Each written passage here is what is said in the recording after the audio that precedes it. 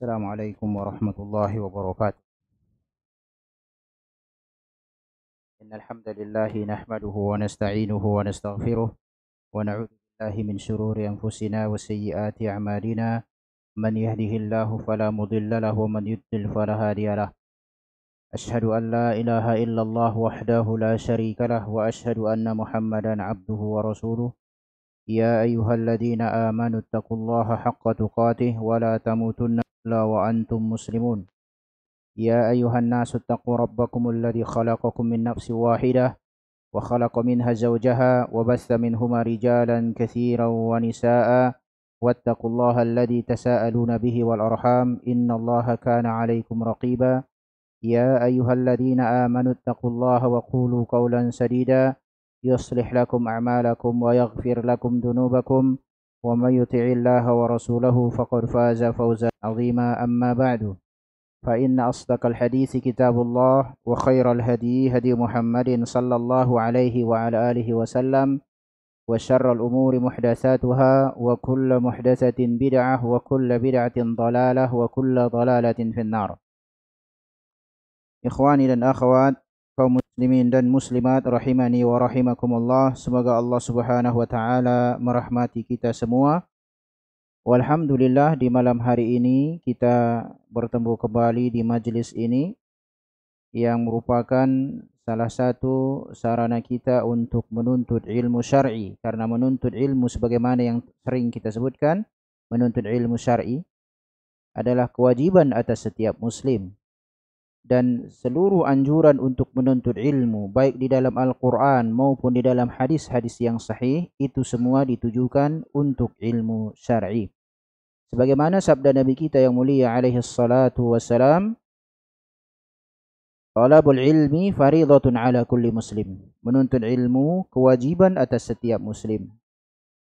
Dan sering juga kita katakan bahwasanya membiarkan diri kita di atas kebodohan, tidak mempelajari ajaran Islam, maka itu sesungguhnya bagian dari kemaksiatan kepada Rabbul Alamin. Karena kita juga harus menghilangkan kejahilan yang ada pada diri kita agar kita bisa beribadah kepada Rabbul Alamin dengan baik dan benar. Dan dipahamkannya seseorang, Allah memahamkan seseorang dalam agama Islam, difakihkan, dipahamkan dia dalam agama ini, maka sungguh itu adalah tanda kebaikan. Sebagaimana sabda Nabi kita yang mulia alaihi salatu wassalam, man yuridillahu bihi khairan yufaqihu fid din. Barang siapa yang Allah inginkan kebaikan untuk dirinya, Allah pahamkan dia dalam urusan agamanya.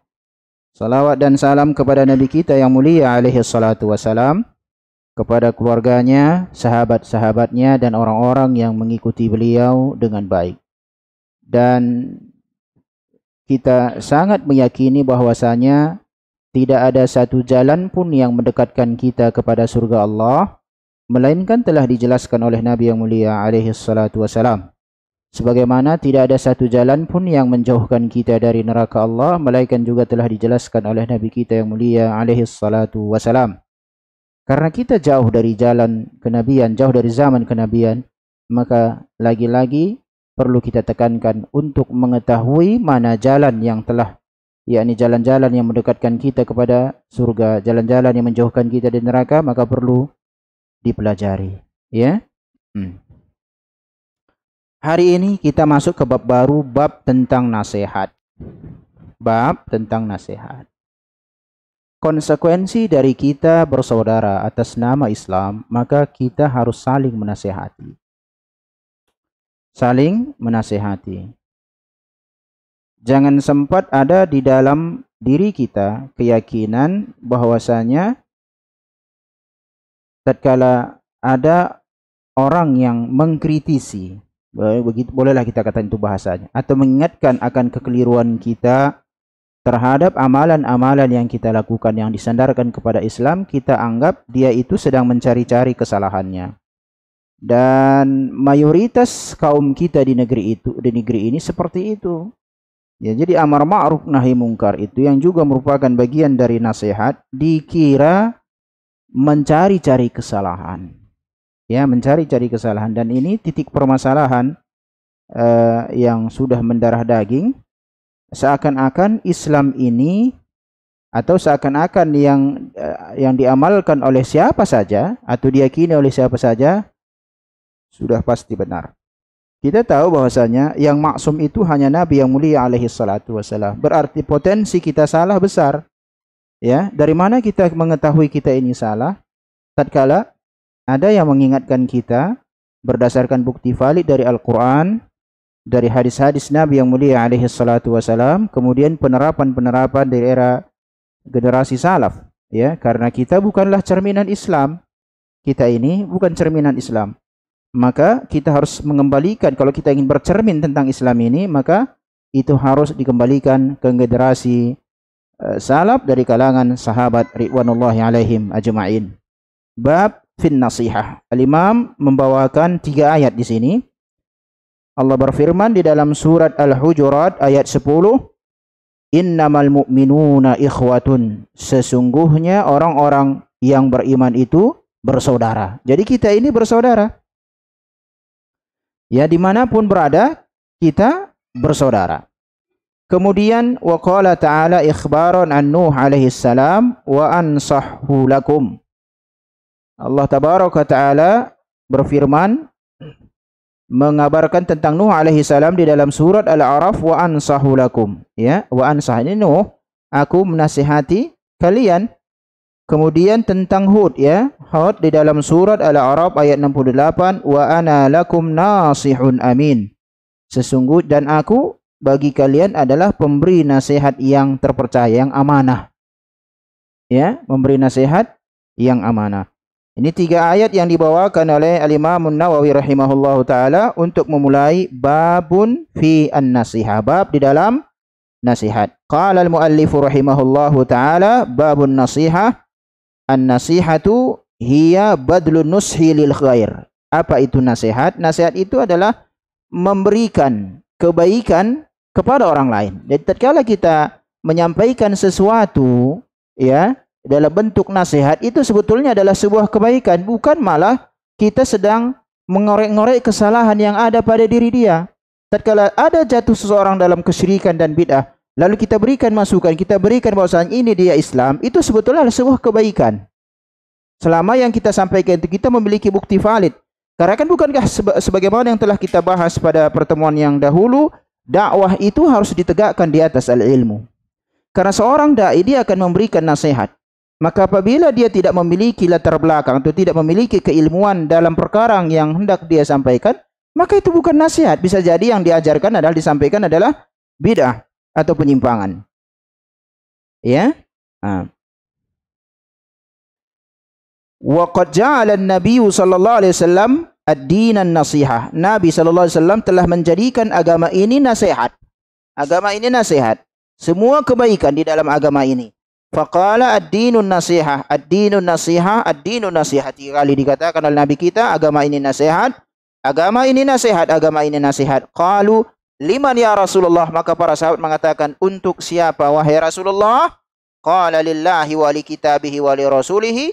Nasihat itu untuk Allah, untuk kitab-kitabnya, untuk para rasulnya, wa li a'immatil muslimin, dan untuk imam-imam kaum muslimin, wa amatihim, dan kalangan awamnya juga. Ada 5 di sini, ya. Pertama untuk Allah, kepada kitab, kepada rasul, pada pemimpin kaum muslimin, dan orang awamnya kaum muslimin. Wa dhiddun nasiha al-makr wal ghish. Kebalikan dari nasihat itu adalah khianat. Kebalikan dari nasihat adalah tipu daya nasihat. Jadi kalau kita tahu memahami sesuatu, bisa kita dengan mengetahui kebalikannya. Kebalikan nasihat adalah tipu daya.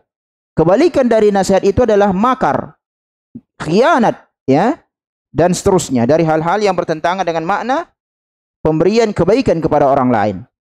Oleh karena itu tidak boleh dikatakan apabila seseorang menyampaikan kepada masyarakat umum tentang agama ini yang di kemudian hari yang disampaikannya adalah bid'ah, itu tidak bisa dikatakan dengan nasihat, tetapi itu kita katakan sebuah makar atau tipu daya atau sebuah penyimpangan, atau kita katakan yakni al-ghish. Ya, tidak amanah di dalam hari itu, menipu. Innal kadhiba yahdi ilal fujur wa innal fujura yahdi ilan nar. Tatkala Rasulullah SAW mengatakan sesungguhnya kedustaan itu mengantarkan kepada kemaksiatan. Kedustaan terbesar itu adalah bukan artinya kita berbicara kemudian kita berbohong terkadang urusan dunia. Kedustaan terbesar itu adalah apabila kita mengatakan ini agama Allah ternyata bukan. Itu kedustaan yang paling besar. Sebagaimana dikatakan penyakit, ya, kita semua mungkin terkena penyakit, tetapi penyakit terbesar itu adalah tatkala kita tidak memahami akidah yang benar. Siapa saja yang tidak memahami akidah yang benar, sehat pun badannya, berotot pun dia dalam keadaan sakit itu. Itu adalah penyakit yang sebetulnya ya. Itu adalah penyakit yang sebetulnya. Sebagaimana tatkala ada orang menyampaikan tentang sesuatu ajaran Islam ternyata tidak, itu adalah kebohongan yang sangat nyata. Namun alangkah banyaknya manusia mempertahankan kebohongan. Karena atas apa? Mereka tidak mendapatkan informasi yang valid tentang ajaran Islam. Ini menjadi permasalahan kita di medan dakwah. Dahulu, ini seorang ulama menjelaskan permasalahan dakwah di era modern ini. Salah satunya adalah terjadinya kontradiksi antara sesama dai di lapangan. Penyebabnya adalah latar belakang pendidikan mereka. Apa maksudnya latar belakang pendidikan kita? Mereka. Tentu kalau kita di tempat kita ini kurikulum agamanya kita tahu apa yang diajarkan. Ilmu kalam, filsafat. Maka tatkala orang-orang seperti ini di kemudian hari selesai menuntut ilmu, dia terjun ke lapangan, yang diajarkan bukan Islam sebetulnya, tetapi filsafat. Kemudian ada orang belajar dengan baik, ada bukti valid bahwasanya mereka mewarisi, yakni mempelajari yang Islam yang murni. Kemudian mereka juga berdakwah, terjadi bentrok. Enggak sama. Jadi permasalahan yakni dakwah di era modern, khususnya dalam bab nasihat ini juga adalah latar belakang pendidikan seorang. Makanya hati-hati. Tatkala kita menuntut ilmu, kita harus, apalagi terkhususnya dalam masalah ilmu agama, hendaklah dipastikan bahwasanya yang kita pelajari itu merupakan warisan Nabi yang mulia alaihi salatu wasalam.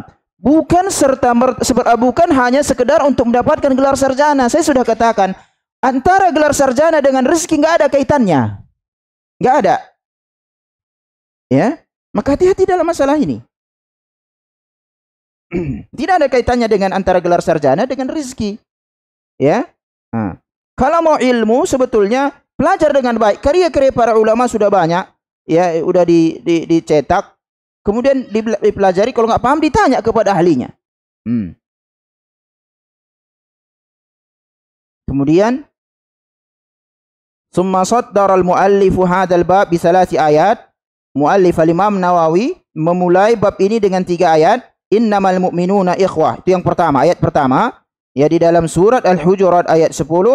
Wa idza sabatat hadhil jumlah abil mu'minin ay idza tahaqqaqat fihim wattasafu biha fa innahu la budda an takuna hadhil ikhwah musmirah lin nasihah.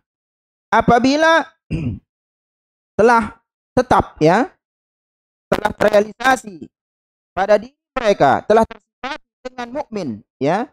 Apabila suatu komunitas misalnya kita ini tersifati dengan nama mukmin, kita mukmin, sesama mukmin, maka hasil dari kita bersaudara itu karena mukmin itu adalah munculnya nasihat.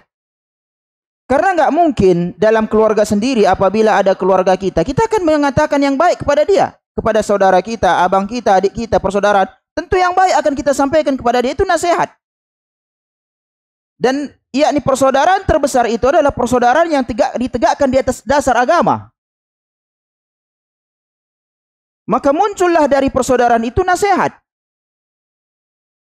Orang sering mengatakan orang mukmin bersaudara. Kita sama-sama mengucapkan la ilaha illallah. Paham dia berarti? Kita sama-sama umat Muhammad. Ngerti dia berarti? Cuma giliran nasihat, saling mengingatkan, dia nggak paham.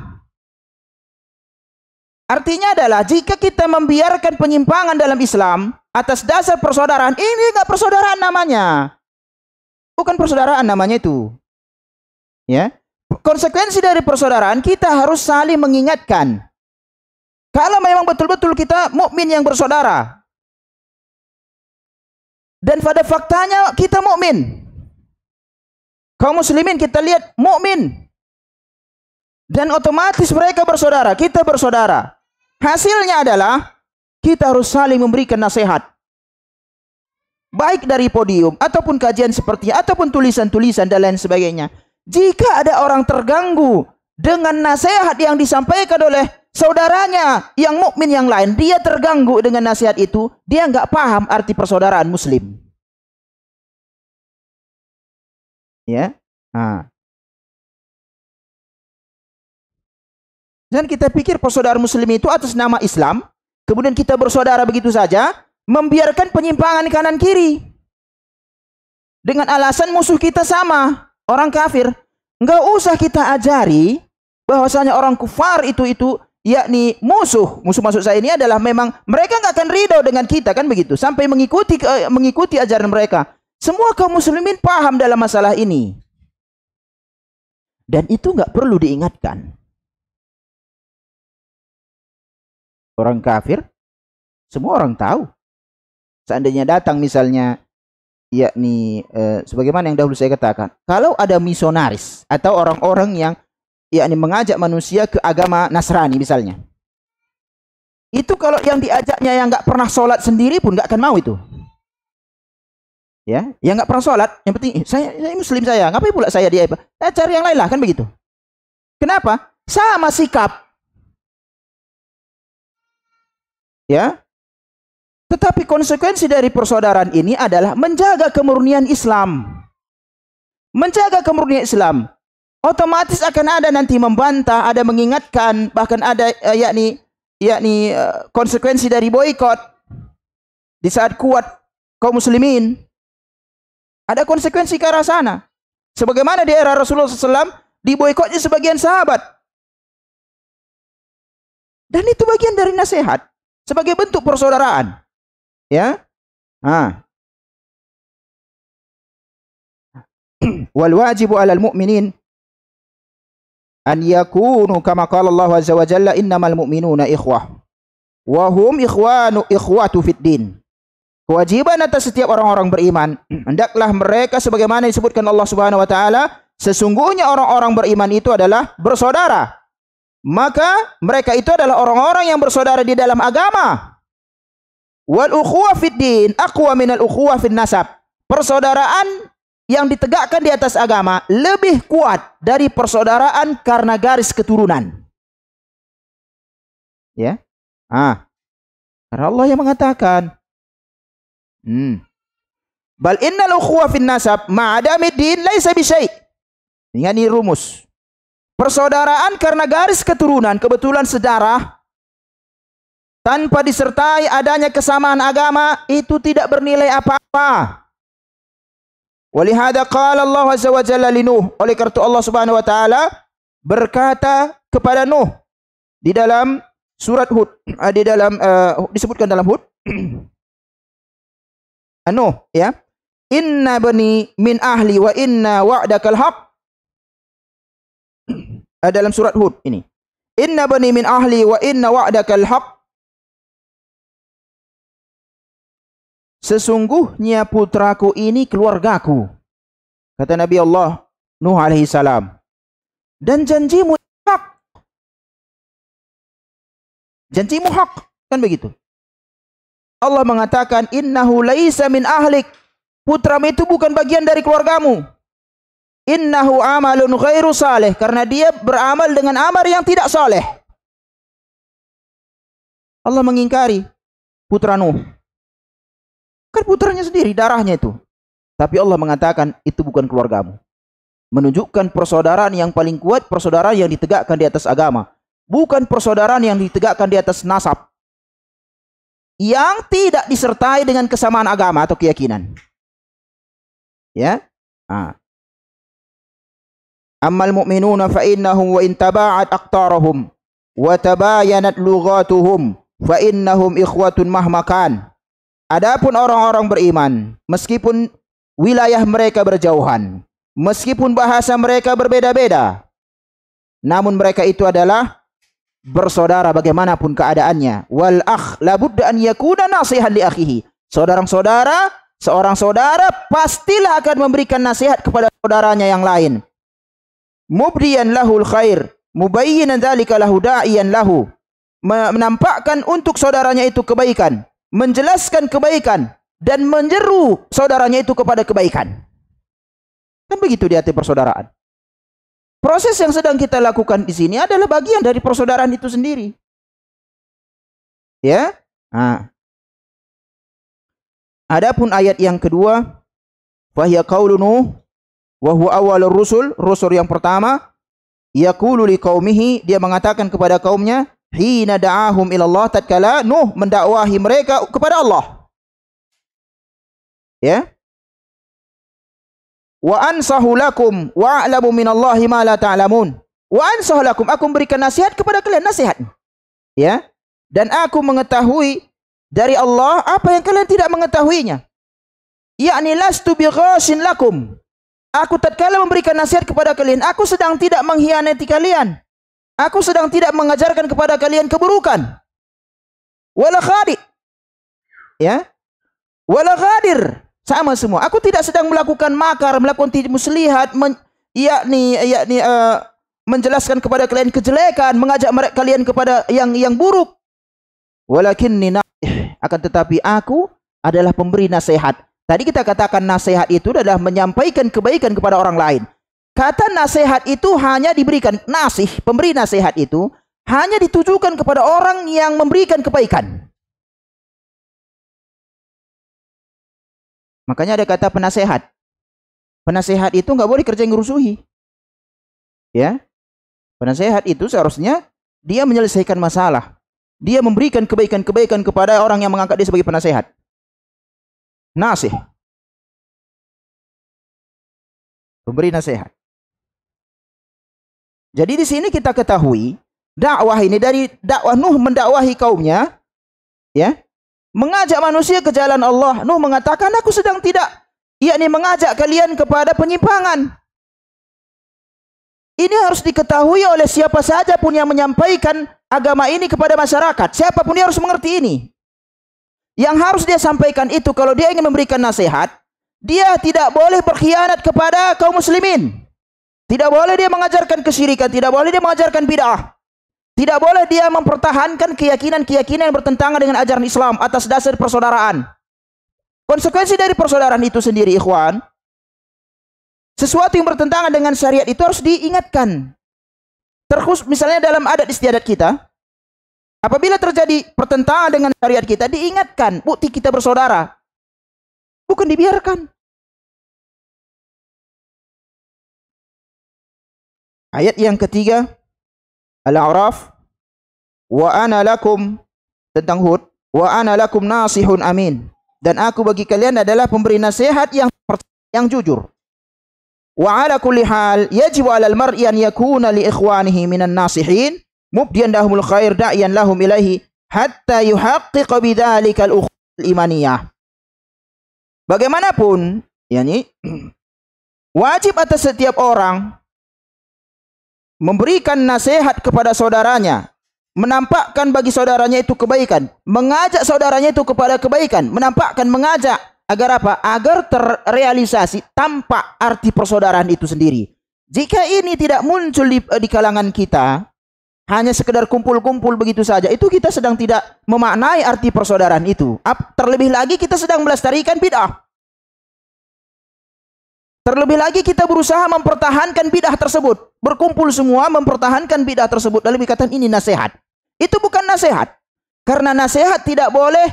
Nasihat itu adalah mengajak manusia kepada kebaikan.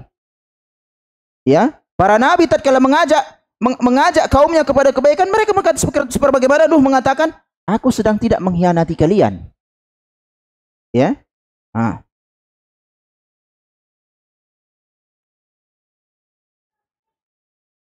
Adapun hadisnya diriwayatkan oleh Imam Muslim dari Abi Ruqayyah Tamim bin Aus ad-Dari, anna Nabiy sallallahu alaihi wasallam qala ad-dinun nasihah, 3 kali, ad-dinun nasihah, dinun nasihah. Qulna liman?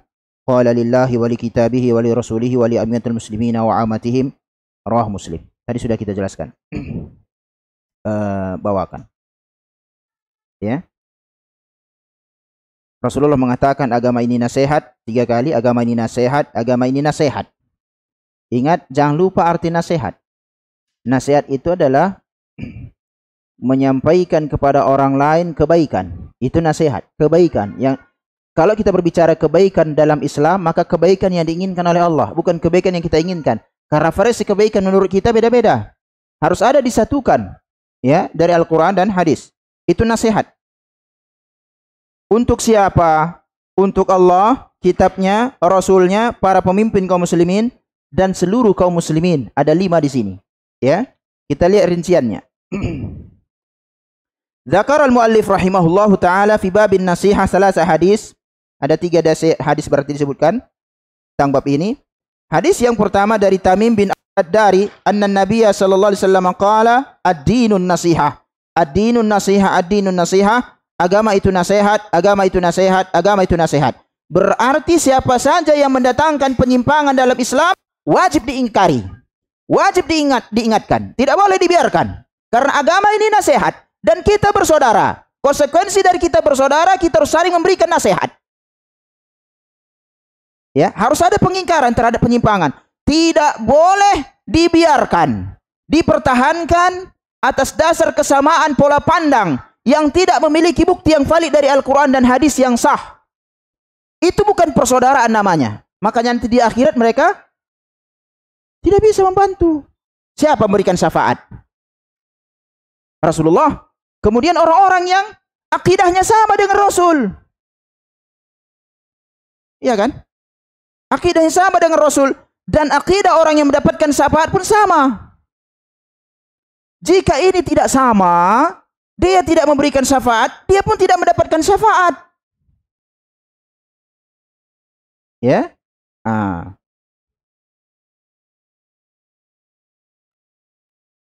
Nabi mengulanginya 3 kali. Li ajli an yantabihal mukhatab was-sami. Rasulullah mengulanginya 3 kali ini agar orang yang diajak berbicara atau yang mendengarkannya memberikan perhatian. Ya, diulangi 3 kali. Hatta yatalaqqa ma yaqul Nabi sallallahu alaihi wasallam bintibah, agar dia menerima apa yang Rasulullah sebutkan, ya, dengan memberikan perhatian kepada apa yang Rasulullah sebutkan. Karena 3 kali agama ini nasihat, agama ini nasihat, agama ini nasihat. Akhirnya memberikan perhatian terhadap perkataan tersebut. Qulna, maka para sahabat mengatakan, liman ya Rasulullah? Kepada siapa wahai Rasulullah? Qala lillahi wa li kitabihi wa li rasulihi wa li a'immatil muslimin wa amatihim. Ada 5 di sini tempat nasihat, ya. Ada 5 di sini tempat nasihat. Ini saja kalau kita paham, ya. Yakni maksud saya semua yang kita pelajari itu bagus yang terlebih dahulu, tentu kan hadis-hadis. Ya. Antum tidak lupa ada catatan sangat luar biasa, ya. Tetapi khususnya memberikan perhatian terhadap hadis ini, nasihat ada 5 tempat ini, yakni suatu perkara yang seharusnya tidak luput dari kita, karena kita sedang berbicarakan tentang makna persaudaraan. Ya. Maka kita harus memahami apa makna persaudaraan itu.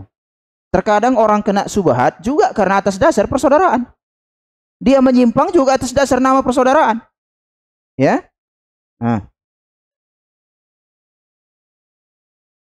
Wan nasihatu lillahi azza wa jalla takunu bil ikhlasi lillahi ta'ala. Nasihat untuk Allah. Yang pertama kan nasihat untuk Allah. Nasihat untuk Allah itu dengan cara ikhlas kepada Allah. Nasihat untuk Allah artinya adalah dengan mengikhlaskan peribadatan ini hanya kepada Rabbul Alamin. Ya. Wa ta'abbud lahu mahabbatan wa ta'ziman. Dan beribadah kepada Allah itu dengan mencintai dan mengagungkan. Lianna Allah azza wa jalla yata'abbadu lahul abdu mahabbatan. Karena Allah Subhanahu wa taala seorang hamba beribadah kepadanya itu karena sebuah kecintaan. Fayaqumu bi awamirihi talaban liwusul ila mahabbatihi. Dia mengerjakan perintah-perintah Allah untuk meminta agar sampai kepada kecintaan Allah azza wa jalla wa ta'ziman, dan juga mengagungkan Allah tabaraka wa taala. Fayantahi inda maharimihi khaufan minhu subhanahu wa taala, dan meninggalkan seluruh perkara yang diharamkan Allah, yakni karena takut dari Allah tabaraka wa taala. Wa min nasihati lillah, termasuk di antara nasihat untuk Allah, an yakunal insan daiman zakiran li rabbih. Tadi yang pertama adalah nasihat untuk Allah, salah satu adalah mengikhlaskan peribadatan kepada Rabbul Alamin. Itu nasihat untuk Allah. Maka untuk ke arah sana perlu mempelajari akidah yang sahihah. Yang kedua adalah senantiasa seseorang itu mengingat Allah tabaraka wa taala biqalbihi wa lisanihi wa jawarihi. Mengingat Allah ya dengan hatinya, dengan lisannya, dengan anggota badannya. Ammal qalbu fa innahu la hududa li dzikrihi. Adapun mengingat Allah dengan hati tidak ada batasannya. Wal insanu yastati'u an yazkurallah bil qalbi ala kulli hal. Seseorang itu mampu untuk mengingat Allah dengan hatinya dalam keadaan bagaimanapun. Ya? Wa fi kulli ma yasha. Dalam segala apa yang dia hendaki. Wa fi kulli ma yasma'. Dalam segala perkara yang dia dengar. Li'anna fi kulli syai'in lillah ta'ala ayatun tadullu ala wahdaniyati wa 'azamati wa sultani. Karena di dalam segala sesuatu ada bagi Allah satu tanda yang menunjukkan atas keesaan Allah dan keagungan Allah dan kekuasaan Allah.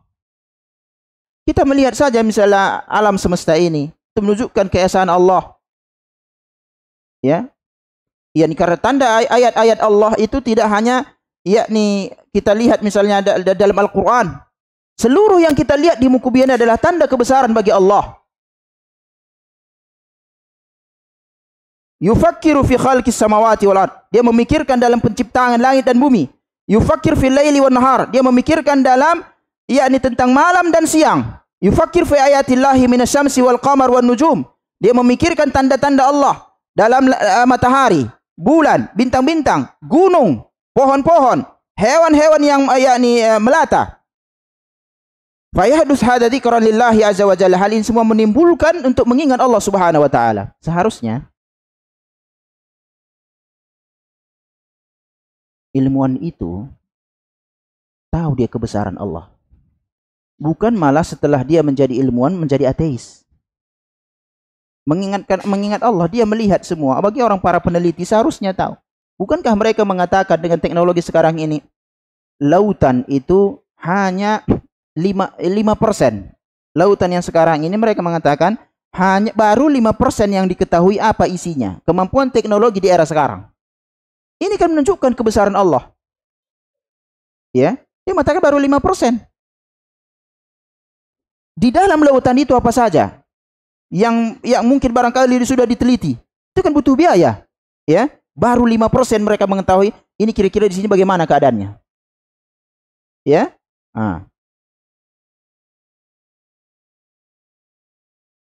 Itu yang kedua. Yang ketiga termasuk nasihat untuk Allah adalah antakuna ghiratuhu lillah fayugharu lillah azza wa jalla idan tahakat maharimuhu. Hendaklah itu kecemburuannya itu untuk Allah. Ya, cemburuan Allah apabila dilanggar batasan-batasan hak Allah. Mana buktinya ini? Muncul kesyirikan difasilitasi. Kita kan ingatkan ke arah sana. Tetapi sebagian kaum muslimin malah dia terganggu dengan dakwah tauhid.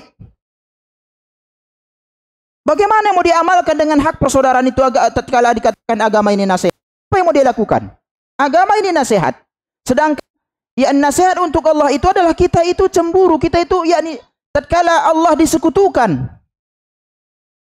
Hak-hak Allah dihilangkan. Seharusnya kita menjaganya. Ya?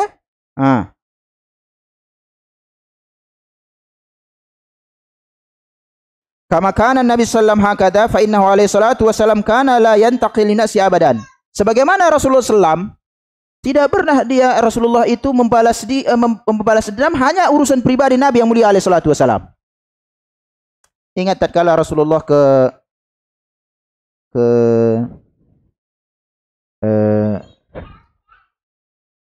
Taif. Ya. Rasulullah ke Taif berdakwah. Penduduk Taif itu menolak Rasulullah, dilempari lagi. Sampai itu malaikat datang, maukah engkau gunung ini kami himpitkan? Rasulullah dakwah ke Taif agar mereka mentauhidkan Allah, itu saja. Kan begitu.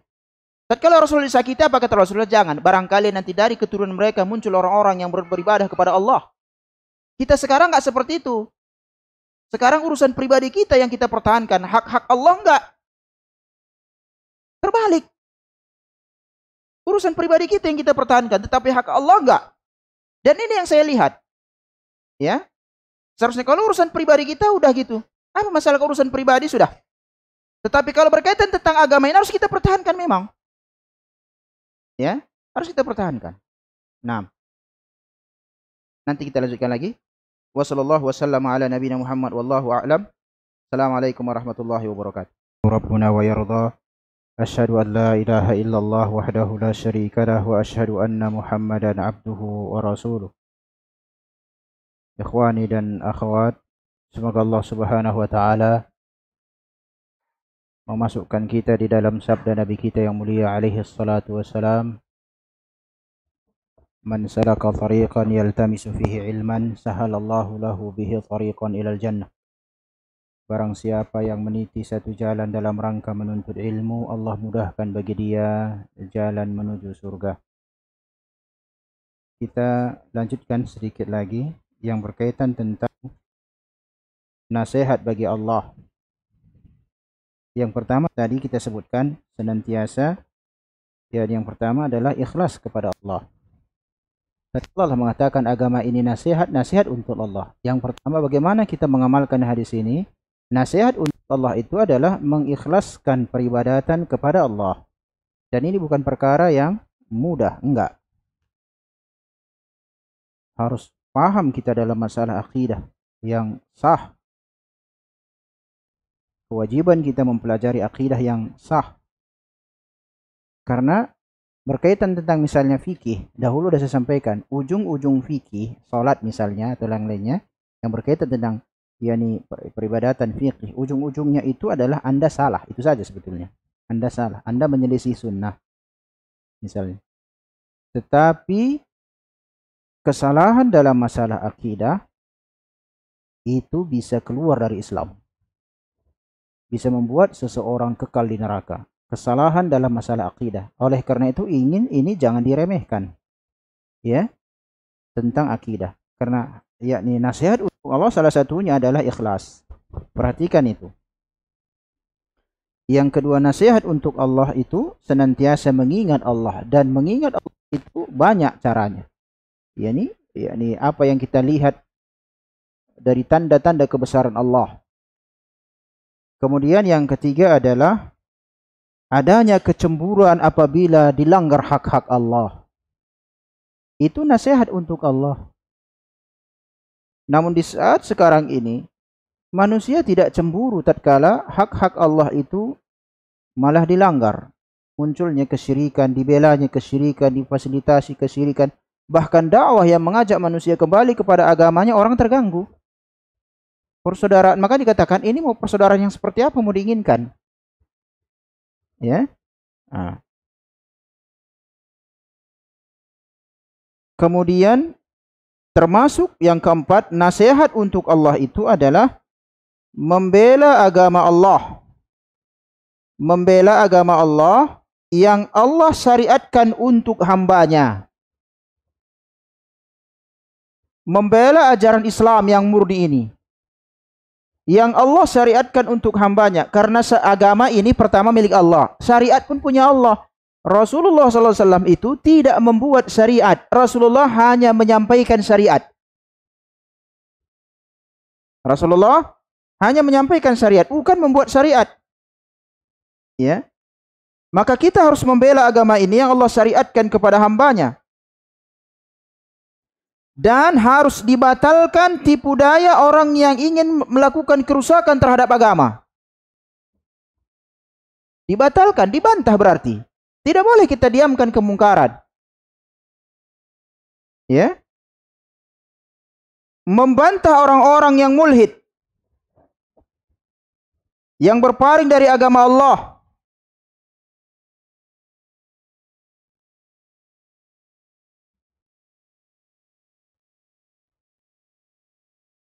Seakan-akan bagi mereka agama ini sebuah ikatan.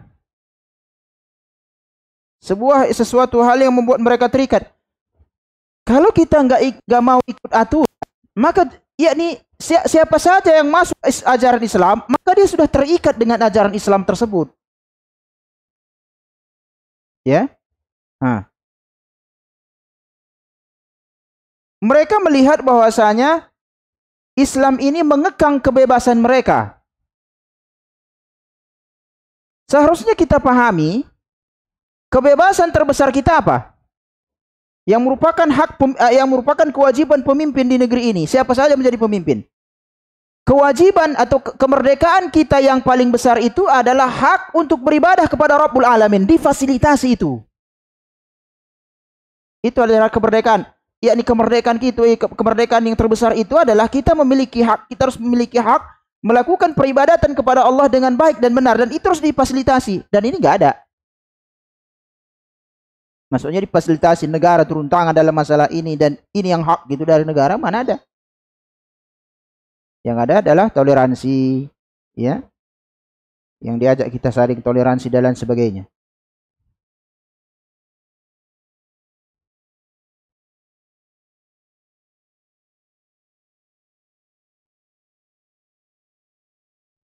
Pada hakikatnya manusia itu terikat dengan Allah. Terikat untuk Allah dan dengan Allah. Di dalam agama Allah. Itu hakikatnya kita. Kita ini kan hamba. Ya kita harus terikat dengan Allah. Karena kita hamba Allah. Kita ingin masuk surga. Kita harus terikat dengan Allah. Apa yang Allah inginkan. Agar kita bisa masuk surga. Kalau kita tidak terikat dengan Allah. Maka kita terikat dengan siapa? Syaitan. Cuma dua saja. Kalau kita tidak terikat dengan Allah. Dengan syariat Allah. Otomatis kita terikat dengan aturan syaitan. Makanya untuk memastikan, dan itu adalah hakikat kemerdekaan. Kita harus merdeka dan terikat dengan Allah. Bukan terikat dengan syaitan. Dan untuk ke arah sana, maka kita harus membela ajaran Islam. Mempertahankan ajaran Islam, menjelaskan ajaran Islam. Agar manusia jauh dari jalan syaitan. Itu nasihat untuk Allah.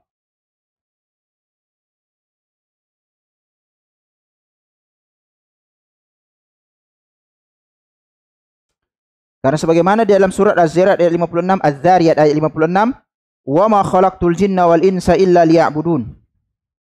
Aku tidak menciptakan jin dan manusia kecuali untuk beribadah kepada Aku, kata Rabbul Alamin. Artinya adalah kebebasan kita tahu kita di makhluk yang diciptakan tidak beribadah, tidak diciptakan kecuali untuk Allah Tabaraka wa Taala. Itu fakta. Berarti kita itu memberikan penghambaan itu, kemerdekaan kita sebetulnya adalah memastikan kita betul-betul hamba Allah. Itulah hak kemerdekaan kita. Memastikan kita betul-betul hamba Allah. Dan memberikan peribadatan itu kepada Rabbul Alamin. Nah kita menghadapi syaitan, menghadapi hawa nafsu. Ini harus ditaklukkan dengan ilmu. Sedangkan yang dimaksud dengan ilmu adalah qala Allah wa qala Rasulullah wa qala sahabat. Ilmu itu adalah yang tercantum di dalam Al-Quran, yang disebutkan dalam hadis, yang dipahami oleh para sahabat, pemahaman mereka dalam memahami Al-Quran dan Sunnah. Kita memastikan berada di wilayah itu. Agar kita betul-betul berada menjadi hamba Allah yang sejati. Kalau kita tidak terikat dengan hukum Allah, otomatis kita akan terikat dengan syaitan. Itu semua yang menimpa orang-orang yang jatuh dalam bid'ah. Dan ini nasihat untuk Allah. Membela agamanya ini. Membela agama Allah berarti otomatis akan kita harus membantah bid'ah. Menjelaskan penyimpangan. Mau tidak mau. Ya. Siapa saja yang mengatakan kami membela Allah, turun ke jalan-jalan, kami membela Allah, membela ayat ini segala macam, misalnya ayat ini segala macam kan itu. Dia pahami nggak apa arti membela agama Allah? Turun ke jalan saja itu menyelisihi syariat Islam. Itu bukan membela Islam. Bukankah Rasulullah mengatakan menghilangkan gangguan dari jalan termasuk keimanan? Menghilangkan duri dari jalan termasuk keimanan. Ini malah membuat jalan susah dijalani, huru hara. Menghilangkan gangguan dari jalan itu saja bentuk keimanan. Ini malah membuat kerusuhan di jalanan. Membuat orang susah di jalan tersebut. Ya. Kemudian Yang terakhir dalam nasihat untuk Allah.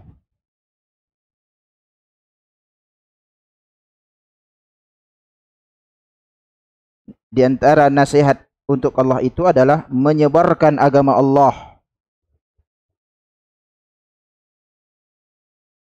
Karena ini adalah posisinya para rasul seluruhnya. Berdakwah itu maksudnya. Nasihat untuk Allah berdakwah, amar ma'ruf nahi mungkar. Ya.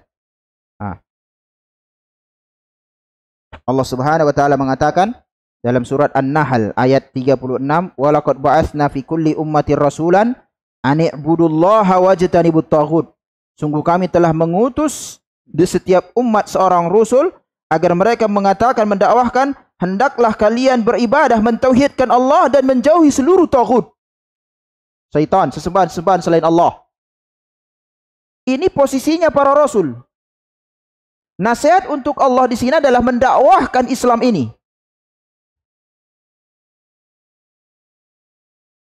Berkaitan tentang amar ma'ruf yang dahulu sudah kita jelaskan, sekedar kembali. Kalau kita ingin melaksanakan amar ma'ruf nahi mungkar, jangan terbalik. Jangan nanti yang mungkar itu yang diperintahkan, yang ma'ruf yang dilarang. Dan pada faktanya orang berdakwah sekarang, umumnya kita lihat, yang berdakwah tanpa ilmu, ma'ruf itu yang diingkari, mungkar yang dijalankan. Lalu dikatakan ini amar ma'ruf nahi mungkar, itu tidak ada kaitannya dengan nasihat kepada Allah dalam hadis ini. Kerjaan kita berat. Ya, kerjaan kita berat, enggak mudah pada zaman sekarang ini, yakni karena kita akan dilawan oleh kaum muslimin sendiri. Tatkala kita mengatakan ini yakni ma'ruf, dia mengatakan itu kemungkaran. Ini kita katakan ini mungkar, dia mengatakan ini ma'ruf. Itu di masyarakat kita katakan ini tauhid, ini kesyirikan, minta-minta ke kuburan adalah bentuk kesyirikan dan segala macam. Dia katakan itu Wahabi. Ini wali, kata dia kan gitu. Dekat dengan Allah, dianggap itu adalah sebuah ma'ruf. Tatkala kita katakan ini bid'ah, ini yakni bertentangan dengan Islam, dikatakan ini ajaran Islam. Kalian memang kerja kalian nyari-nyari kesalahan orang. Jadi akhirnya yang mungkar dikatakan ma'ruf, yang ma'ruf jadi mungkar. Kita harus membalikkan ini. Enggak mudah. Ya. Tapi yang jelas itulah nasihat untuk Allah. Seandainya pun yakni ada orang-orang yang seperti itu, kita memohon kepada Rabbul Alamin agar kita tidak diuji sebagaimana mereka diuji. Karena ada titik persamaan kita semua meninggal. Ada titik persamaan. Kok sekarang kan orang semua bisa ngomong. Titik persamaan kita semua meninggal. Membawa seluruh pertanggungjawaban yang kita lakukan di muka bumi ini. Pastikan kita jangan terbalik-balik. Baik, demikian ya ikhwani, akhwat. Di pertemuan berikutnya, apa yang dimaksud dengan nasihat kepada kitab Allah, kemudian kepada Rasulnya, para pemimpin dan lain sebagainya. Dari 4 nasihat yang belum kita, nanti kita lihat di pertemuan kita berikutnya bismillah. Wassallallahu wasallama ala nabiyina Muhammad wallahu a'lam. Assalamualaikum warahmatullahi wabarakatuh.